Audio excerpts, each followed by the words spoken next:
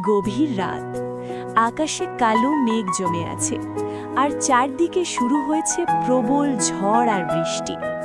পাহাড়ের পাশে ছোট একটি কাঠের ঘর দাঁড়িয়ে আছে, বাতাসে দুলছে তার টিনের ছাদ।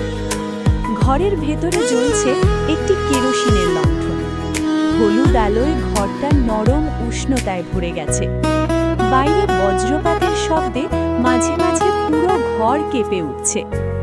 কাঠের জানালার পাশে বসে একজন মানুষ গরম চায়ের কাপ হাতে বৃষ্টির শব্দ শুনছে।